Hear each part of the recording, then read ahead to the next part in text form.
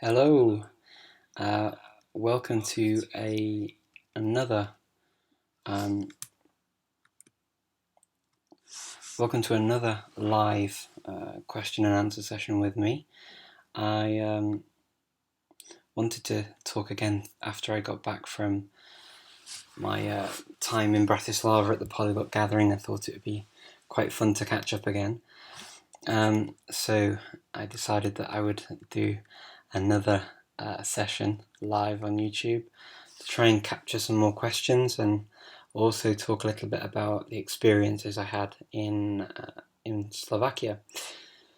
So the first bit of cool news for me. Hi everyone, I can see you all coming into the chat. It's great to see you all. One of the cool things is that I went to Slovakia and I did a Slovak challenge, and I took part in the group for native Slavic speakers, and actually managed to come second. So I was very happy with that because the person who came first, native Polish speaker, very very good Czech as well as then subsequently put Slovak. So I was really really pleased. Also, I got to speak quite a lot of Slovak while I was there, especially in the city. Strange thing, I went to my hotel and discovered there's actually a convent, and so I was speaking Slovak with the nuns that lived there, and that was really quite an interesting thing for me. You don't really get to meet many nuns in Skopje normally, or in the UK, so yeah, it was quite nice. Hello Lee, salut, ça va? Oui, pour moi ça va bien, merci. Bonjour, Christine. So yeah, I'm back now, and I gave two presentations in Slovakia. One was to the Polyglot Gathering itself, which was all about my multilingual life and how that sort of developed, and so look out for that coming out in the future.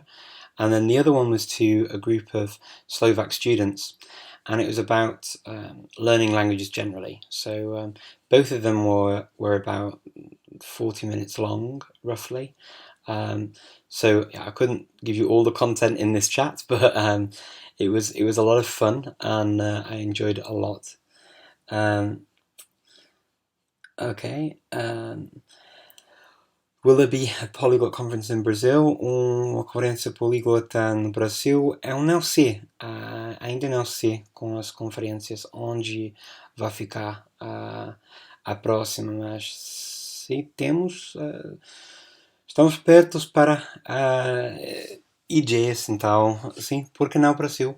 Eu gosto muito do Brasil, então eu gostaria um dia de fazer uma conferência poliglota no Brasil também. So now, I mean, really for me, thank you, Hassan. For me, the next step really is getting ready for the Langfest in Montreal, which is going to be at the end of August.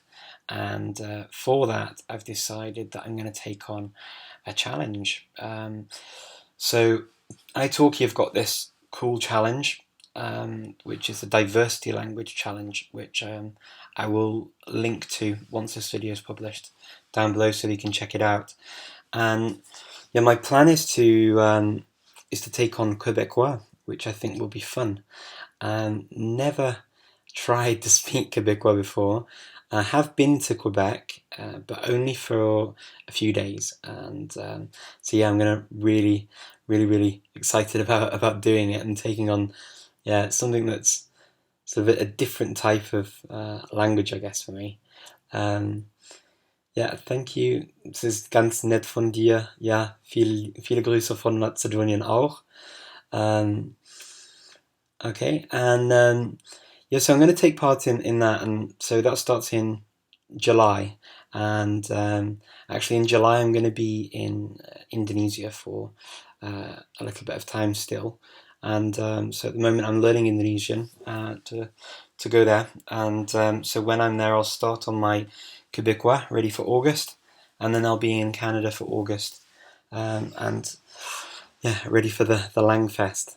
And of course, the Polyglot Conference is in full swing for our preparations. In fact, I had a meeting today with Alex Rawlings and Alexander Arguelles, and it was a lot of fun talking about what we're going to be doing.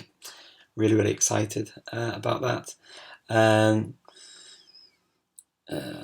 Okej, no, kon słowackiego. Tak, no, nie wiem jeszcze. Ja si myslím, že no bude ještě. Chciałbym studować jeszcze dalsze, ale nie wiem jeszcze 100%. I think that Slovak's a lot of fun. I don't know how much I'm going to get to use it, but I hope to at least keep it up.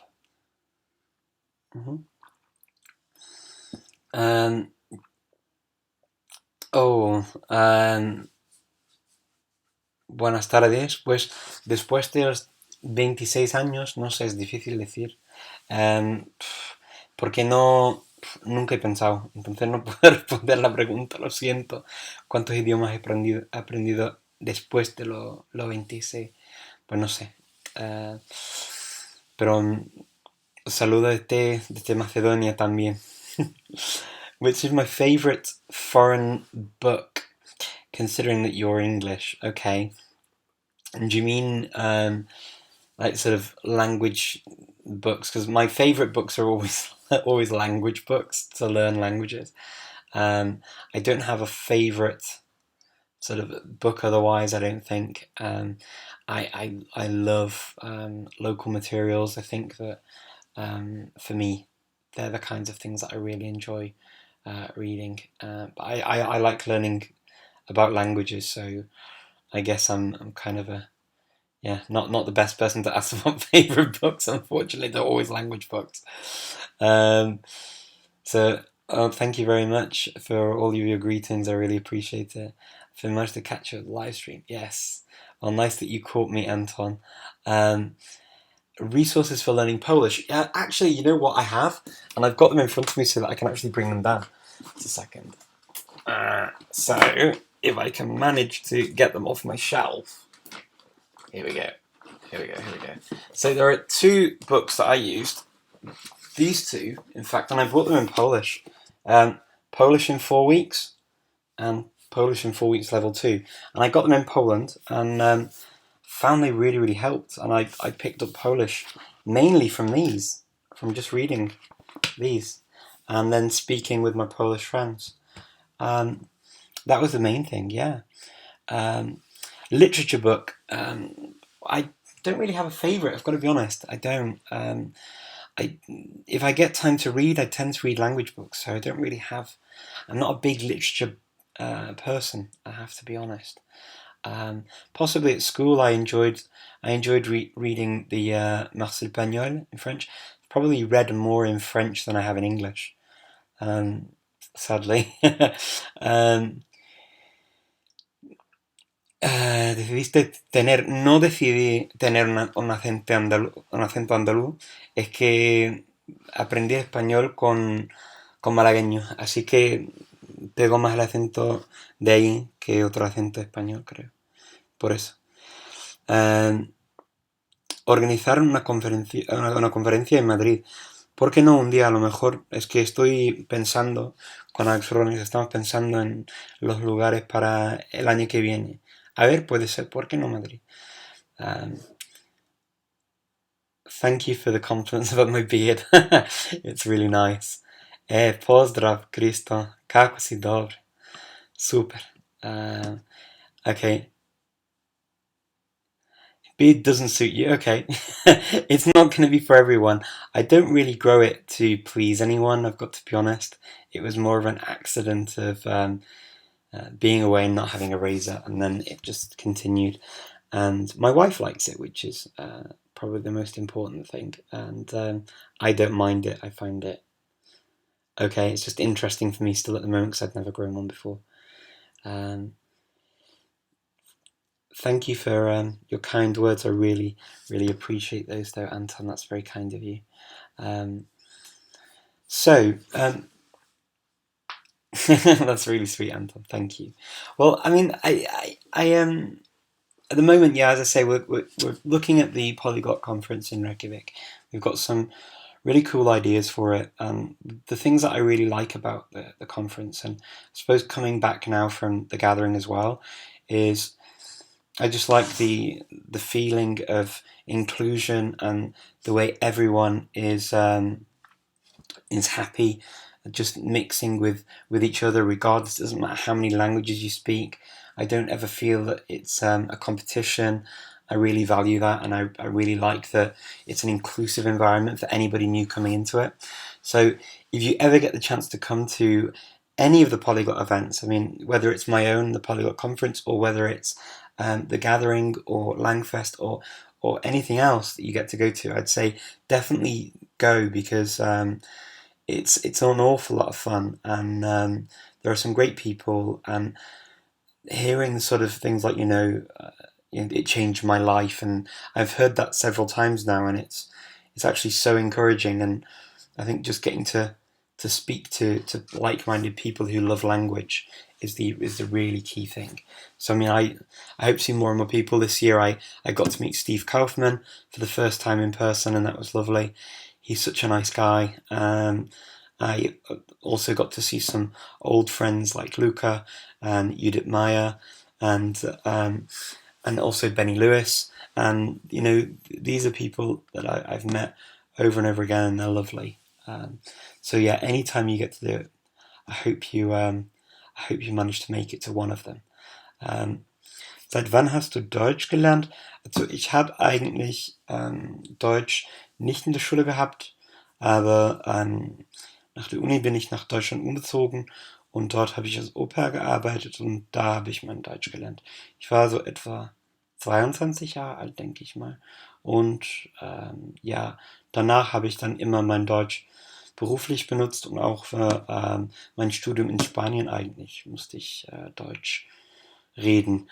Und ja, oh, Finnish case is really that difficult, Dima. Finnish cases aren't fun. Let's put it that way. You know what? With cases, I think it's a case of you just have to learn when you need them for the things you want to say. Do that, and then not worry too much about lots and lots and lots of different cases that you're not likely to use until you need them, because otherwise it just gets overwhelming. That was my experience of cases. But they're okay. They're not too bad in Finnish. It just gets a little bit confusing every now and again. But it's practice, like most things in language. So I'm doing well, thank you, Patrick. Yes. How did I learn the Scandinavian languages to keep them separate? Well, my first Scandinavian language was Swedish. I did that at university, and I did 2 years of the Scandinavian Studies degree at university alongside my main degree. And I did Swedish and Old Icelandic. And then afterwards, I worked in a number of places where I heard Norwegian and Danish quite often, and I got intrigued, and I studied them a bit. Danish more than Norwegian, and so I could get by in Danish, and the accent was so different, it felt like it could stay quite separate in my head. And then recently, when was it, last year or the year before, I took on Norwegian for a month, because I saw that I was going to Norway pretty much every year for one reason or another. And in fact, I stayed with my friend Christina, who I made the video with about the Scandinavian languages, a few times actually. And I just thought, this is ridiculous. I'm speaking Swedish in Norway, and I understand it, but why don't I try and speak Norwegian? So I did it. I don't know how I keep them separate, and whether I keep them separate 100% of the time perfectly, I don't know. I wouldn't like to say that, but I managed to do it. It's not too bad. You're very kind, Andre. I don't know if I'm any more advanced than any other human being. It's very sweet. I understand your sentiment, and I think it's very sweet. I just think that I'm very passionate about languages, and I think that like anyone with a strong passion, I spend a lot of time thinking about it and devoting time to it. So I think that's probably what makes it seem maybe that I've got some sort of talent or something like that. I think it's more to do with real intense interest in languages. Okay, so Patrick's asking me about my Finnish and how I went about learning the cases. Really more in context than anything else, to be honest. I didn't learn sentences per se, but I did learn, when I was learning about the weather, or I was learning about certain aspects of what I wanted to discuss in Finnish, I would learn the cases that went along with that. And I did a university course, so I did 2 levels of Finnish at university in Helsinki. Did levels 2 and 3 of the summer courses, which is good. And there's quite a lot of information to take in. It took me to around about an A2, and I hear people say A2. Oh, it's not very high, but actually, you know what? If you learn the material in an A2 course, there's a lot to take in, a lot of vocabulary, a fair bit of grammar, and you can say quite a lot of stuff. Okay. So how do you manage to teach your daughter certain languages? Speaking. I'm not big on sort of making my daughter into a mini me, and I definitely wouldn't want her to have to sort of do lots and lots and lots of lessons all the time.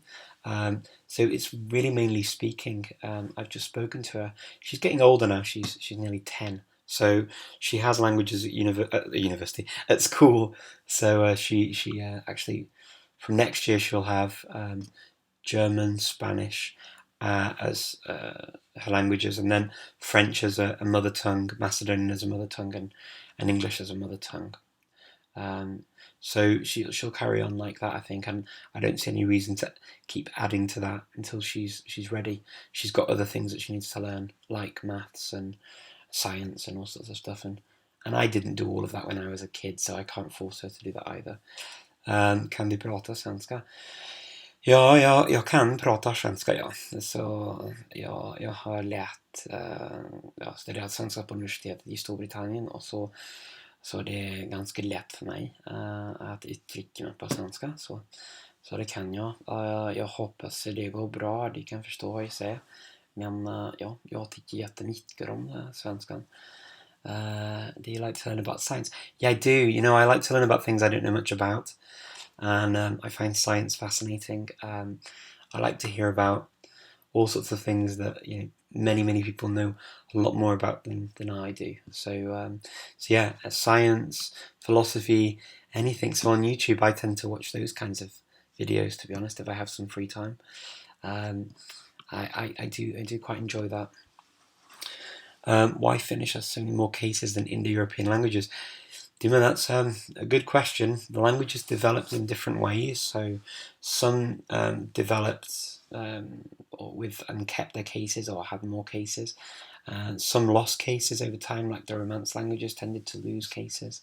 But then, their verb forms are quite complex compared to, say, Slavic languages. Finnish, I'm not sure about how the language developed throughout history. I really haven't studied it in that depth, but I'm sure there are people around who will know a lot more than I do about Finnish and why it's got so many cases. Du liebst Sprachen zu lernen. Was noch magst du zu machen? Also, ja, kein Problem. Wenn du Fehler auf Deutsch schreibst, dann ist es kein Problem. Ich mache auch Fehler, es ist nicht schlimm. Für mich gern, also gucke ich dann andere Videos auf YouTube an, so über Wissenschaft und solche Sachen, und dann auch so ein bisschen reisen auch ab und zu, wenn es geht. Mir gefällt es sehr, und also die tagtägliche Sachen mache ich dann im Leben so mit meiner Tochter und meiner Frau, und also ich arbeite auch, also ich habe nicht so viel Zeit für mich. Ich muss auch die Sprachen noch lernen und üben und so weiter und so fort. Okay, young man, you want to learn Japanese. How do you do it? Well, I suppose you get a book that appeals to you in Japanese, whether it's a course that is commonly known or whether it's one of the more regular courses. I'd suggest that you talk to people who have been through Japanese, the Japanese learning process already. And done it successfully. I did a course at the University of Dalarna in Sweden, and it was a lot of fun. It was a basic introduction to Japanese. It's a free course for anybody in the EU, which is why I did it. It was easy, it was online, and it fitted my schedule, so it worked very well. But beyond that, my Japanese isn't so good, so I wouldn't like to advise you to really do a course that I haven't been successful in. So I'd say, and I know a lot of people use is it, Japanese for busy people and those kinds of things, but I'd say ask somebody, maybe who's got a Japanese channel. Look for someone on YouTube that looks like they've actually gone through it and done a good job. I know Lucas studied some Japanese. I know Steve Kaufman's done some Japanese, and I know they have it on link. It might be worth checking that out as well. Let's see. Any advice on Japanese? Okay, yeah. I think I've just got that from a similar question. Okay. El término políglota diseña a alguien que habla varios idiomas, a partir de 4, a partir de qué nivel, B1, B2, etc. Se podría considerar, creo que esta es un tema muy recorrido. Es verdad, es que es difícil decir, pero para mí un políglota, la diferencia entre políglota y multilingüe, por ejemplo, es una persona que quiera aprender un idioma que realmente no tiene como necesidad para su vida cotidiana. Así que eso para mí es la diferencia entre políglota. Y no tiene que decir que esa persona hable 4 idiomas, puede ser también solo 3, porque ya estamos hablando de más que 2 bilingües, son 3, ¿no? Pues para mí tampoco no tiene mucho significado para mí, pero no es tan importante, ¿no? Es que si quieres decir que eres políglota, ¿por qué no? Okay. Thank you very much, Anton, for your tack så mycket. Ja, jag hoppas att det går bra med svenskan. ¿Has estudiado azeri? Sí, he estudiado un poco, sí, porque después del turco me pareció un idioma bastante fácil para entender, así que quería aprender para entenderlo mejor. Y también tenía planes para ir ahí, para hacer algo, pero al final no. Entonces, no, es que había problemas ahí, entonces no podía viajar. How do you remember words and phrases? Well, I tend to look for words that are different to the ones that I already know. For ones that I know, I tend to remember differences between the words, whether it's a similar word or it might not be connected to a word. For example, let me give you an example. So the word parno in Macedonian means heating, central heating, and heating gets hot. So when I learnt the word in Romany for white, the word for white is parno, which is the same word. It's written the same. It's just pronounced a little bit differently. And the way I remember it is, in English we say white hot, as well as red hot, I think. So you say, if something's white because it's so hot and it burns, then I use those kinds of links in my head to remember vocabulary. And then sometimes vocabulary is just very, very different. So I have to make more of an effort. That will be repeating, making myself use the word 3 times in the next conversation so that I can remember it. Okay. Let's see. Think of studying psychology in Finland. Okay, and you need to finish. Yeah, you'll need to be able to speak Finnish pretty well to do that. But good luck with it, Patrick. I'm sure you'll get there. Как и славянские языки, вы сейчас изучаете, изучаете, изучаете ли их вообще? Сейчас это очень трудно сказать, потому что это похоже очень много. И я просто говорю сейчас. По-русски, например, я не изучаю русский язык никогда. Я только говорю, когда я в конференции или в России, поэтому я говорю. Но я сделал этот месяц словацкого языка для конференции там в Братиславе. Только это было просто чуть-чуть изучение не было очень страшная работа для меня, потому что когда у тебя 6 славянских языков, ты можешь изучать дальше языки славянской группы без проблем. Я думаю, что и поэтому я бы сказал, что это изучение языков как нормальный язык. What do I think of Frisian? I think Frisian's lovely, Hans. I studied it with the University of Groningen for 3 weeks last year. I've got to say that I don't think I could probably reproduce it at the moment. It's something that when I did it, I was using it as much as I possibly could. The course didn't really go to much depth, but because it's a Germanic language, it wasn't a huge leap for me to get into. But I really enjoyed it actually. Okay, Finnish case is more complicated than Slavic languages. Yeah, I mean, there's just more of them in Finnish than there are in Slavic languages.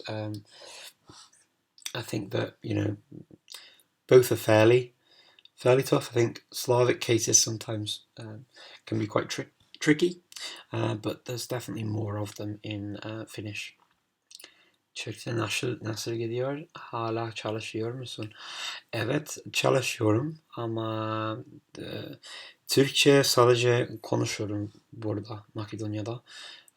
Çünkü evet 3. dildir ve bu yüzden her zaman Türkler var ve Türkler hiç İngilizce, hiç Makedonca da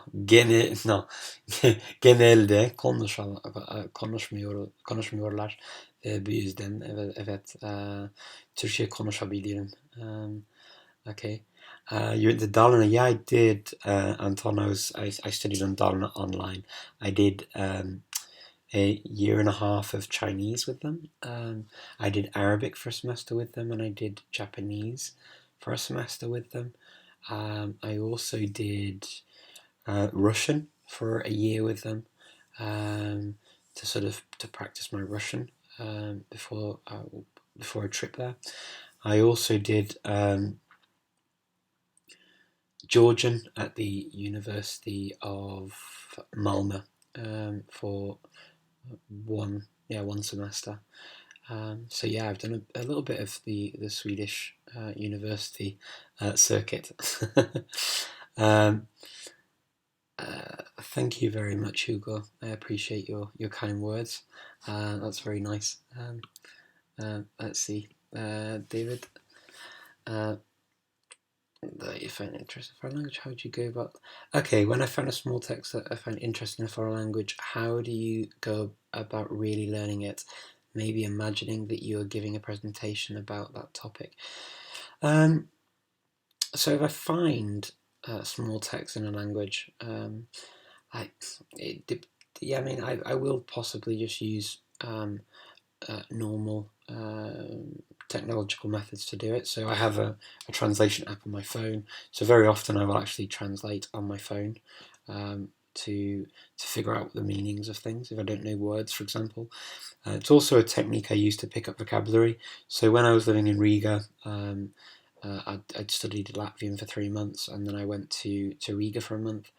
And what I did was, if I saw words on the street that I didn't know, I would translate them so that I worked out what they meant. And then I knew that I'd go past those words every single day, so that would keep reminding me of the words. And then I just need to remember what they meant, and that was it. I found that a very, very useful and natural way of learning vocabulary, actually. And if you're living in a country, it's probably one of the easiest things to do. What do I work with? Okay, so what kind of jobs are good to combine with extensive language skills? Well, I work for an online social media management agency called The Social Element, and I work as their languages director. Yeah, I mean, the work I do is using my language knowledge, of course, and find it really rewarding because I get to speak to interesting people and use my language knowledge with clients' projects. So that's really quite cool, and also with the people who work on the projects too. So I really enjoy it. But there are lots of things you can do in languages. They can combine with pretty much anything. I mean, when I finished university, I think that the most common things were to do with IT, customer services. Even accountancy firms often look for people with language skills, and then they teach them the accountancy side. Or marketing was the same thing. I was trained as a network engineer when I came out of university after sort of my first couple of jobs, and that's what they trained me as in the Netherlands. And then I just stuck more with the languages and moved to different things. But then obviously there are government jobs. Even doctors sometimes need languages to be able to go and live in a different country, or you have patients from different places. So it does combine well with quite a lot of things. Tienes catarro. Bueno, me confunde, pero creo que oigo algo en tu voz. Sí, es que no sé qué me pasa, pero en mi garganta es que si no bebo mucha agua, es que siempre es así. Pero no estoy enfermo. Ah, siempre he venido a Azerbaiyán. Muchas gracias, me gustaría. A ver un día en el futuro, ¿eh? Aslan, me gustaría. Ah, así que era súper interesante estudiar SR y me gustaría volver a estudiarlo otra vez. Y también visitar el país, claro. Pues, música, ¿te has sorprendido? Ajá. ¿Qué es lo que más he aprendido de la conferencia de Bratislava? ¿Ha habido alguien que te haya sorprendido especialmente por su dotes lingüísticas o alguna otra característica? Sí, había una chica francesa que se llama Christine y hablaba muchos idiomas, pero bien, y idiomas asiáticos, idiomas como el ruso, de nativo francés, y también inglés a un nivel fenomenal también. Es que era impresionante. El coreano, chino mandarín, también el japonés, es que sí que bastante impresionante. Y ya, dijo lo mismo también Steve Kaufman. Have I studied the Georgian language and is it very difficult? I have studied Georgian. I studied it because I like the way it's written. Unfortunately, that's the easiest part of the Georgian language, the alphabet. It's quite simple to learn to read and write Georgian. The issue is with the grammar, and the pronunciation can be a bit tough as well. It's not the easiest language to tackle, I've got to be honest. There was a guy at the Polyglot Conference in Thessaloniki who was also in Bratislava, also called Richard, who has learnt Georgian fluently. I can't judge it myself, but that's what I've heard. And yeah, he's based in Georgia now. But I also know of other foreigners who have learnt Georgian. Are you going to give it a go, Dima? Okay. So you're trying to recently came up with a new method of learning English. I switch on a video to try and repeat simultaneously whatever the speaker is saying. What are your thoughts on this method? This sounds very much like the shadowing method that Professor Arguelles used or uses. Sounds similar to that. I've not used it personally. Sometimes I have repeated phrases over and over again I've heard. So kind of used it, but I don't use it extensively. What do I think of it? Yeah, if it works for you, go for it. I just find that there are definitely techniques out there that work for me, and there are some that don't. But work, and I have seen work for other people really well. So Luca loves translation, and Luca knows that for me, it doesn't do it for me. I don't find it a motivating element of studies for me personally. And I don't do shadowing either for similar reasons. It's not the thing that does it for me. But I don't think that means that it's not a good thing. I think that there are definitely a lot of methods that you can try out and just see what works best for you. Okay.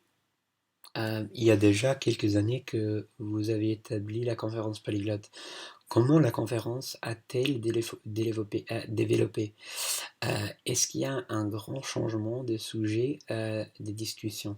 En fait, avec la conférence polyglotte, ce qu'on fait chaque année, c'est qu'on choisit un lieu différent. Donc, cette année, c'est en Islande. Donc, ça veut dire que on va là-bas, on veut aussi avoir des présentations sur les cultures et les langues de la région.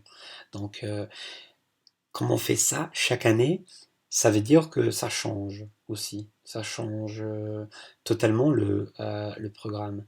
Donc, ça c'est pour moi une chose très importante. Donc, je vais garder ça. Et puis aussi, il y a des sujets aussi différents que j'aimerais bien incorporer dans la conférence polyglotte. Comme par exemple cette année, on va parler un peu de l'autisme et le multilinguisme. Donc ça pour moi, ça c'est déjà un thème qu'on discute assez souvent dans des différentes conférences linguistiques, soit le gathering, soit la conférence polyglotte, mais partout. Donc je trouve ça très intéressant comme thème aussi. Et on va traiter un peu le sujet des petites langues dans le monde où on veut les sauvegarder, mais en face de la technologie. Comment est-ce qu'on peut faire ça? Comment est-ce qu'on peut utiliser la technologie pour sauvegarder les langues? Donc, ça c'est ce qu'on fait. Ok. Ich teile, okay. Okay. So interessant ist es aber, andere Meinungen zu hören. Ja, ich freue mich wirklich. Ich finde das sehr schön. Danke dir. Est-ce qu'il y a des sujets que vous aimeriez approcher dans les conférences à venir? Oui, en fait, c'est ça ce que on va faire cette année. Pour l'année prochaine, je sais pas encore. Mais il y a vraiment pas mal de thèmes qu'on pourrait vraiment aborder dans les conférences polyglottes. Et ça, c'est en fait pour moi la chose principale. How about Hungarian cases? If there are more cases than Hungarian than Finnish, I personally think Hungarian cases are not hard at all. Hungarian cases are like adding an ending simply, unlike Finnish. Yeah, I think you're right, Patrick. Hungarian cases didn't feel as complicated to me when I briefly looked at it. I think that Finnish is a little bit more tricky, a little bit trickier as a language than Hungarian and Estonian even. but yes, I'm not sure of the exact number. I think that naming the number of cases can be a little bit misleading, because how many cases are actually used on a day-to-day basis, and how many exist can often be a different number. Also, the other thing is that with cases, I sometimes have a problem with the use of the word case for non-Indo-European languages, because it doesn't often, like with Turkish, for example, it doesn't feel like cases in the same way. It feels just like part of the agglutinative process of prepositions onto base words. And so I don't really see them always in the same light. Uh, Unlike something like Latin or something like that, it does feel different to me. But I suppose grammar's been described through the eyes of Latin. Ĉu vi ankoraŭ kapablas paroli Esperanton? Yes. Mi parolis ĝin ankaŭ en la gathering. Ankaŭ por respondi a unuan demandon en la gathering, en la alia kongreso, ke vi havas ĝin, vi havas ĉi tie, kaj nuntempe mi ne uzas ĝin tre ofte en Makedonio. Mi ne havas alian esperantistojn ĉi tie, sed mi ne forgesis ĝin. Mi pensas ke ĝi estas kiel aliaj latinaj lingvoj en la mia kapo. Pri tio mi pensas ke ĝi estas tre malfacila forgesi ĝin. Yes, ¿alguna vez has pensado en ser un profesor multilingüe? ¿Has enseñado idiomas alguna vez? Sí, he trabajado también como profesor de idiomas, pero no lo hago ahora mismo. Es que, de hecho, lo hago con mi hija, así que no puedo decir que no. Es que lo hago con mi hija, pero eso es algo privado que hago en casa, ¿no? Pero nada más. Have you ever studied a minority language or a dialect with few materials available? If yes, what's your advice to reaching an advanced level, making your own materials and record? Yeah, kind of.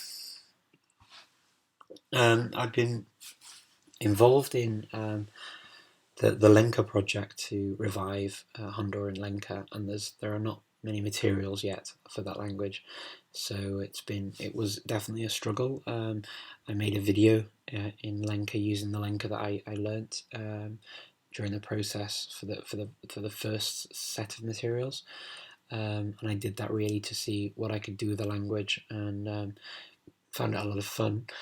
But I wouldn't say it was an advanced level. I think if you're talking about languages with very few materials, but languages that maybe have a base of people who speak them, then it might be a different case. The Ladino was one such language that I started looking at and I studied, and then I just found groups of people actually on Yahoo groups. There's a group that write in Ladino all the time, and I just signed up to it to get notifications to read what they were writing about in Ladino. Otherwise, I never got to hear it or use it at all. How to stop the thinking language? Stop translating. Okay. Patrick, it's not something I've got to say I have that much problem with, because my natural tendency is to think in pictures and feelings and things like that. So I don't really think in words so actively. Anyway, so when the words come out, I attribute them to the speaker that's listening to what I need to say, and that's how the words get attached for me. But I think that the important thing is to really make a conscious effort in the beginning to think in the language. To be able to like say things, telling yourself stories about what you're doing and that kind of stuff really helps. So that's would be my best suggestion for you to do that. Does gender make cases in Slavic languages harder? Well, yeah, they do, Dima. It does make it hard having gender because genders change what you do with the cases. So, for example, in the accusative, in the Slavic languages that I've studied, you need to use the genitive if it's an animate male object. So, for example, a male student you're talking about, or a man, or even a dog. Then what you need to do is use instead of saying "I see the dog" with an accusative case ending, you actually have to use the genitive. So, whereas with the feminine or a neuter noun, you would use the normal accusative form of the noun. So there are weird things like that that you have to get used to because of gender. So of course it makes it a little bit more complicated, and there are different endings as well depending on the gender of the noun. Let's see. Jak jde ty čeština? No dobře, myslím, že nemám nemám problémy mluvit česky teďka. Myslím, že to jde, ale asi nemám s kým mluvit tady v Macedonii, protože nebyli hodně moc Čechů, takže musím ještě rozmýšlet, jak to mám mluvit normálně, že? Takže mám televizi z České republiky tady, kde mám čas jenom pro mě. Asi doufám, že to není velký problém opakovat tu češtinu a mluvit ještě jednou, že? So that's version. Ojalá algún día que vengas. Yes, I'd love to come. A mí me gustaría también, Ashlam, a ver un día. ¿Qué idioma aún no has aprendido, pero que tienes muchos deseos de aprender en el futuro? Which language would I? What language didn't you learn yet, but you want to learn in the future? So I guess there are quite a few that I'd like to learn. So I'd like to learn Hindi. Well, I'd like to learn Irish. I'd like to learn quite a few languages actually. It's tough. Maltese is another one. I've studied Arabic, but I'd like to learn it properly. I see there's something written in Georgian here, and I'd like to learn Georgian well one day. Who knows? But it's kind of wishes, and I need a reason to do it, and I need to know that I'm going to be able to use it, because otherwise it's a lot of energy and a lot of time to learn a language and then to not use it. It's a shame. Okay, I'm a big reader in the languages, you know. Yeah, when I get time, I read in the languages I know. It's not always easy because I just don't have that much free time, unfortunately. Time's a premium for me, and I'm glad I can do these sessions every now and again. I think it's a fun thing. Now I've discovered how to do it. I don't see why we can't do more of these in the future. It's a lot of fun for me too. Okay. Oh, I'm glad you're going to be coming to the Polyglot Conference in Iceland, Anastasia. It'd be lovely to see you there. Wow, interested in Icelandic and Mongolian. There'll be lectures there. And there's yes, there will. There'll be Mongolian fascinates me. So when I saw that proposal, I was very excited, and the speaker is actually a really interesting person who I've met a few times actually.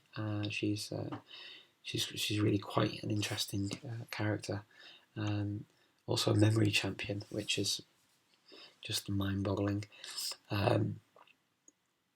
When learning a language like Italian or French, do you bother with non-spoken tenses like il passato moto? So in Italian I had to, because I studied at university, so I had to learn all the tenses, and in French I did too. I studied it formally at university, and I had to learn those tenses, and also I read literature in those languages, so I had to be very familiar with different tenses, even though I don't use them in speech. My biggest problem is is a quadruple bypass heart operation destroyed my memory and forced me to be humbler. You know what, Anastasia, I'm really sorry to hear that, and it's something that strikes a chord with me, because when I was in New York, I met with some scientists, linguist scientists, and one of the projects that they had was people who'd had strokes, and they'd learnt languages before. They spoke multiple languages, and they'd had strokes, and how they were coming to improve their memory again and speak the languages again. It was really quite humbling for me as well, I've got to be honest. A un nivel profesional, ¿qué idioma te ha abierto más puertas? A mí en concreto el alemán. A mí también, es que es alemán. El alemán sin pensar, es que alemán, e nada mais. Como você lidar com o desânimo que surge ao aprender um novo idioma? Você tem planos de aprender um outro idioma? Sim, eu estou agora a fazer estudos de indonésio, então, porque eu vou para a Indonésia agora, e estou a fazer também planos para fazer mês, 2 meses de quebecois, francês, de Canadá. Então, sim, eu vou continuar com os idiomas, com as línguas até a morte. Soy Diego, por cierto. Ok. Hola, Diego. Gracias. Why should Finnish cases be more difficult than prepositions? Not that they're more difficult than prepositions. It's just that when we think of cases after having studied German and Slavic languages, cases have a funny sort of place in your head as to what that means using a case, whereas in Finnish and Turkish sometimes it's not a preposition that determines a case, it's just a case ending, which is basically a replacement of the preposition. So that's kind of what I'm talking about. So it's really how it's described is what I'm getting at, more than whether it's different or whether it's more difficult. Budeš pokračovat s slovenštinou? Ano, jestli mám možnost mluvit, proč ne? Myslím, že to je skvělý jazyk a moc se mi líbí. To bylo hezky mluvit tam slovensky, a takže proč ne? Ale nevím, jak to bude mít, protože to budu pokračovat, protože nemám s kým mluvit to slovensky tady v Macedonii. I mluvit česky to nejde, a takže slovensky ještě horší. Ale proč ne? They say your attitude changes when you use a specific language. Do you feel that happen to you? Robbie, I don't know if I feel my attitude changing. I think that sometimes you have to use language in a different way sometimes from your mother tongue. So think of the European languages that I've studied. I notice it most with Macedonian because it is quite different in that it's got a lot of influence from the East. The way people use the language, the grammar and the vocabulary is not just a direct translation. There are definitely ways around that you have to use to express yourselves on a level that's understandable and acceptable for the local population. So only on that, sort of in that way, I'm always me in the languages. I don't feel that my personality changes. The perception of my personality will change though from country to country, because you know, a British guy's, how I appear to a Brit is not how I, with my same British personality and my cultural baggage from the UK, will not be seen in the same light in, say, here in Skopje or in Berlin. I could seem a little bit more eccentric, I guess, to the people here, and the jokes I make are certainly not the kinds of jokes that the people here make all the time. But it's very difficult to get rid of that cultural baggage, and the kinds of things I find funny. I'm just going to find funny. I can't stop myself from finding them funny. So I still play with words a lot like I do in English, and it's not something Macedonians normally do. Okay, so what's the most difficult language in terms of grammar, in my opinion? Well, tough to say. I really don't know. There's not an easy answer to that. I found Georgian grammar quite horrendous, to be honest. With the screeves, I found that quite taxing to learn. But I think likewise, when I looked at Greenlandic, I found that grammar just like blew my mind, because it would take a lot of getting used to. So I think the grammar that's most different to the languages you speak is probably sometimes the more difficult. With the exceptions of probably Chinese or something, whereas the grammatical rules are a lot more straightforward, I guess, and it's a case of learning patterns than more than like grammatical endings, like you think most people find difficult. But let's say, for example, a Slavic language might be hard to one person, but if you speak another Slavic language, it might seem quite straightforward. So yeah. Hast du ausprobiert, mehrere Sprachen gleichzeitig zu lernen? Klappt das? Was ist die beste Lösung? Ja, das mache ich. Immer so 2 gleichzeitig. Also normalerweise mache ich so, ja, ich habe Slowakisch und Indonesisch zusammen gelernt, und ich mache das immer noch. Ich meine, jetzt höre ich auf mit Slowakisch, weil ich die Sprache nicht mehr benutzen kann. Aber Indonesisch mache ich noch ein bisschen weiter, weil ich nach Indonesien fahren muss. Und und dann mache ich dann Quebecois nebenher.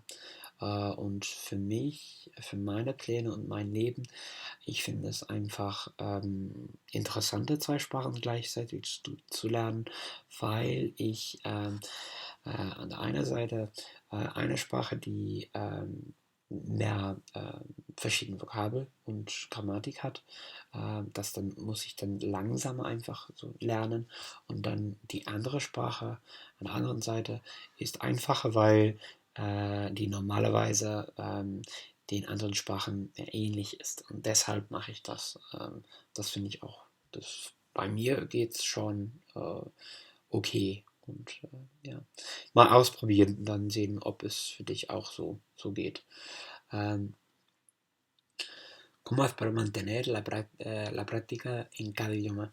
Es que no puedo practicar todos los idiomas. Es que todos los idiomas son diferentes, que tengo posibilidades para practicar, no sé hasta cuánto, pero bien, aquí en casa hablamos 5 idiomas: el inglés, el macedonio, el francés, el español, el alemán.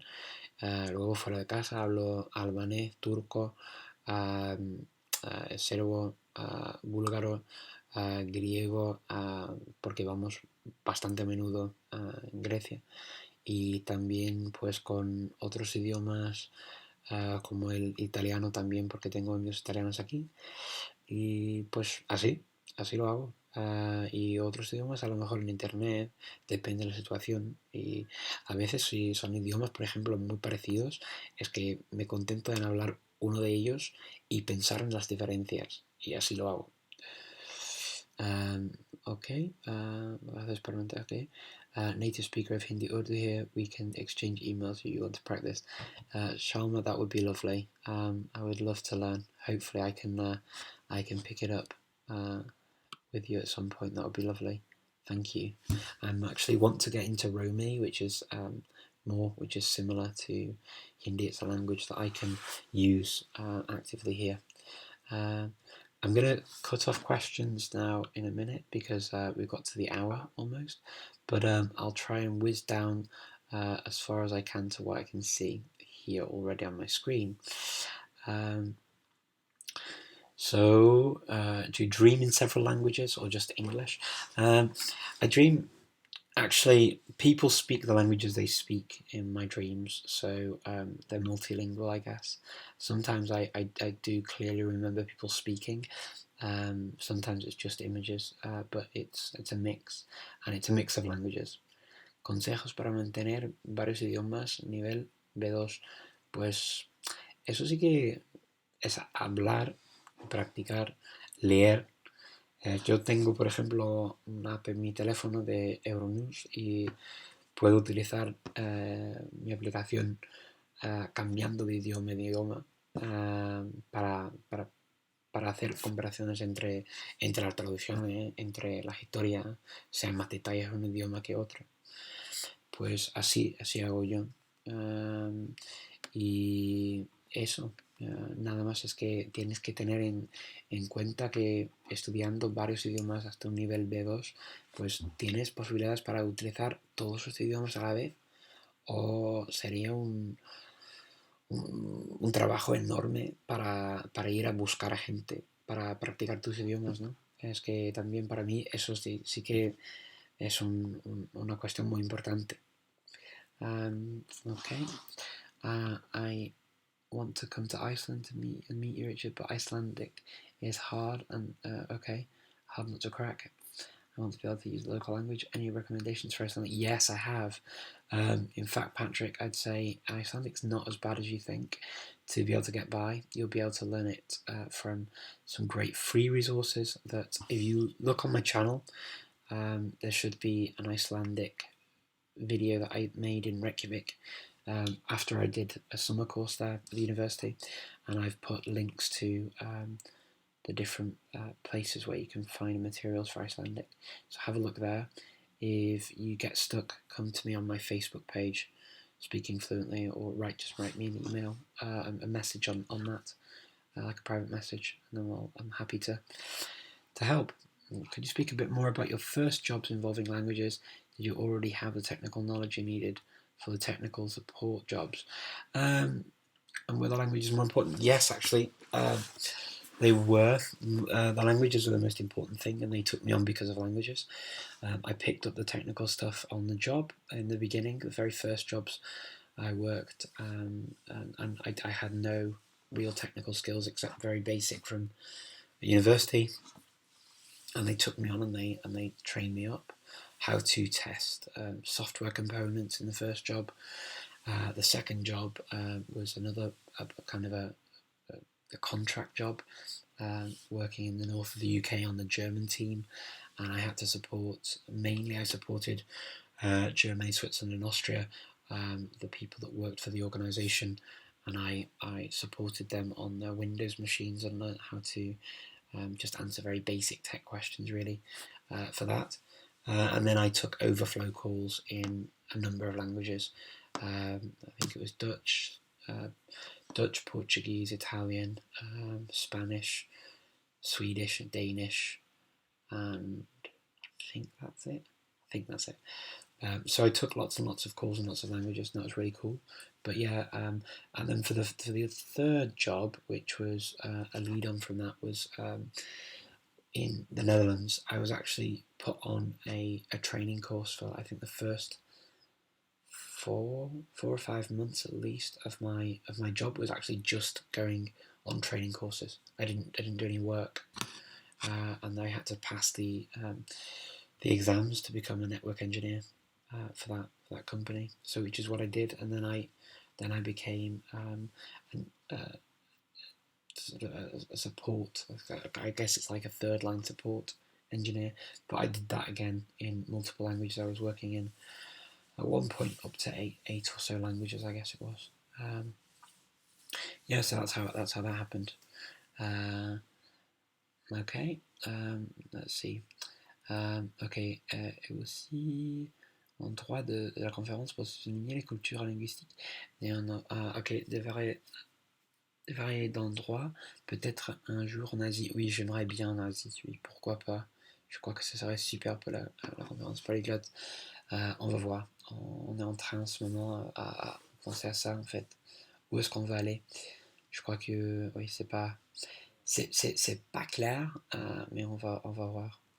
How do I learn vocabulary? Using a program. I don't tend to use programs. I just use like sort of my own memory techniques, hooks in languages I already know to help things be more memorable, I guess. And that's it, really. And focus on the differences and the words that are hard to learn. I also try and think of which words do I really need. So there's no point learning a word that you know you're not likely to use, especially in the beginning. So trying to be a little bit ruthless with what you're learning. No sé, el macedonio y el búlgaro, la misma lengua. Es que no, para mí no, son dos lenguas en mi cabeza, así que son muy similares. Es que si hablas macedonio, puedes ir en Bulgaria y hablar con la gente de guay, pero no, es un poco como el noruego y el sueco. Es que son dos idiomas diferentes, pero parecidos, ¿no? Así que eso es, en mi cabeza. How much time would you guess for learning Spanish from scratch till being able to have a decent conversation? Really depends on you and how much time you put into it and what your resources are. If you can speak it and use it with people, then it can go quite quickly. I met somebody once who did it within 9 months, and his Spanish was really quite decent. But he was living in Spain and going to lessons every day. It just depends on you. But there's no race. If you've got other things to do, there's no shame in taking time. Okay. What should you do when you get stuck at a level that we cannot climb over? You just have to keep chipping away at it. Unfortunately, you can't rush language learning. Sometimes you have this plateau effect, and it's natural and normal. You just have to stick with it. And yeah, try and learn new words, try and learn new vocabulary, and try and use it as often as possible. But there's no easy solution. I've been through this stage a number of times myself, so I know the feeling. It's not the answer people always want to hear, but it's the true, authentic answer. Okay. Let's see. Have you ever considered writing or compiling a book about polyglotry or languages? Yeah, I have considered it. I don't know whether I'll do it in the future. Potentially. I wouldn't mind doing something maybe later in life. Yeah, at the moment I just find it hard to find time to do something like that. ¿Podrías describirnos brevemente cuál es tu rutina para aprender diariamente? ¿Cuántas horas dedicas de pasiva y activamente? Muchas gracias. Pues cada día tomo un café y tomo una silla fuera con mis libros de idiomas y leo a lo mejor media hora, una hora, depende del día, después de dejar mi hija en la escuela, y así puedo hacer un poco. También pues al final del día también, después del trabajo, después de cuando la pequeña está durmiendo, pues también tengo tiempo para estudiar activamente. Pasivamente, pues durante todo el día, de hecho, porque es que siempre tengo radio, tele o algo así para escuchar, si quiero. O también leo cosas con mi trabajo, o también si estoy leyendo cosas de interés, de noticias y algo así, pues y hablando con la gente aquí en mi comunidad, Esas son las cosas que hago. Es que no tengo nada así escrito como, por ejemplo, en plan así, cada día a esa hora tengo que hacer no sé qué, no sé cuánto. No, para mantener los idiomas no, para idiomas nuevos sí. Tengo que tener un plan bastante bien específico para dedicarme a estudiar mis idiomas cada día. Si no, pues no lo voy a aprender. Y eso sí que me refiero a mis horas, por ejemplo, después de la escuela y a la hora de dormir. Pues antes de dormir, pues leo un poco. Durante la mañana leo un poco. Hago un poco, por ejemplo, una lección, un capítulo de mi libro, de mi curso de idioma. Así lo hago. Okay. Do you think it's possible to learn a language only via internet? Duolingo memorize Hello Lingo for practice, YouTube videos, without notebooks or textbooks, and unlike how to a pro polyglot does it. Possibly. I've met people who say that they've learnt languages that way. I don't know how the level that you would have, because you need a richer vocabulary, which I don't know if you're going to get just from the online courses. They're not, because I don't think they're designed for that either. But certainly you can get a good start, and it's good for practice and stuff, and it works for a lot of people. Quoi de neuf? Tout va bien, merci. Okay. Unfortunately, I think I've got to the end of the questions that I had from when I was looking. I've got lots of new ones coming in now, but I have to leave because it's getting late here and I'm starting to yawn. But thank you all so much for coming. I really appreciate it, and yeah, I'll set up another chat again soon. Next week I'm not around because I'm going to be on the road. In fact, next week I'm going to be talking at another event, and then I'll be on the road for a little bit. So possibly I'll make another time for when I'm in Indonesia, and I might even try a little bit of Indonesian. So if any Indonesians want to come and test my Indonesian, it'd be nice to see you. Thank you so much for all your questions and everything. Bye bye.